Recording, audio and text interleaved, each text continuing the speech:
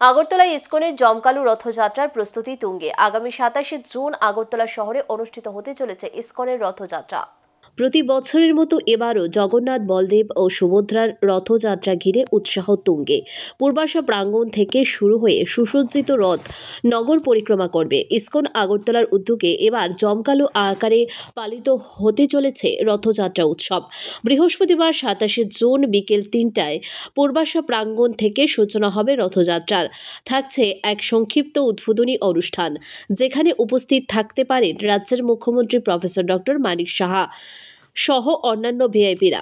এদিন জগন্নাথ, বলদেব ও সুভদ্রার 3টি সুসজ্জিত রথ বের হবে নগর পরিক্রমায়। রথযাত্রা শেষে রথগুলি মাসির বাড়ি অর্থাৎ পূর্বাশা প্রাঙ্গণে ফিরে আসবে। সেখানেই 7 দিনব্যাপী চলবে নানা ধর্মীয় অনুষ্ঠান, কীর্তন, পাঠ, ভক্তদের জন্য প্রসাদ বিতরণ।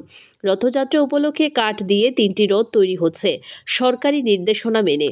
উচ্চতা ও সুরক্ষা বিধি মেনে তৈরি হচ্ছে প্রতিটি রথই। ইসকন মন্দিরের একজন সন্ন্যাসী জানান, এই রথগুলি সম্পূর্ণ কাঠ দিয়ে বানানো হচ্ছে। সরকারি নির্দেশকে মেনেই উচ্চতা ঠিক রাখা হয়েছে। জগন্নাথ দেবের প্রতি ভক্তি ও শহরের মানুষের উৎসাহই আমাদের প্রেরণা। পরবর্তীতে উল্টো রথে জগন্নাথ, বলদেব ও সুভদ্রা মন্দিরে প্রত্যাবর্তন করবেন। ধর্মীয় ভক্তি, সংস্কৃতি আর শৃঙ্খলার মধ্য দিয়ে রথযাত্রা ঘিরে আবারও প্রাণ পাবে শহর আগরতলা। হরে কৃষ্ণ। আমাদের ইসকন আগরতলা রথ এই পূর্বাশা থেকে শুরু হচ্ছে 27 তারিখে। তো আমাদের ত্রিপুরার যে বিশেষ ভিআইপি তারা সবাই থাকছেন, তো আপনারাও থাকবেন এই রথে। তো জগন্নাথ, বলদেব, সুভদ্রা মহারানীর 3টি রথ আমাদের পূর্বাশা থেকে রওনা হবে বিভিন্ন পথে। তো আপনারা সেই রথে রশি ধরে আপনারা টানবেন। জগন্নাথের কৃপা লাভ করার জন্য আপনারা সবাই অবশ্যই আসবেন। হরে কৃষ্ণ।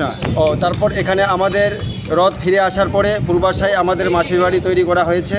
তো এখানে 7 দিনব্যাপী আমাদের নানা রকম প্রোগ্রাম থাকবে, সেখানে প্রসাদের ব্যবস্থা থাকবে। আপনারা সবাই আসবেন, জগন্নাথের প্রসাদ নেবেন। প্রসাদ পাওয়ার পরে জগন্নাথের কৃপা লাভ করবেন। হরে কৃষ্ণ। হরে কৃষ্ণ। তো আমাদের সুরক্ষার জন্য যেন কোনো রকম অসুবিধার সৃষ্টি না হয়, তার জন্য আমরা কাঠের রথ তৈরি করছি। এই রথ নিয়ে আমরা চলব।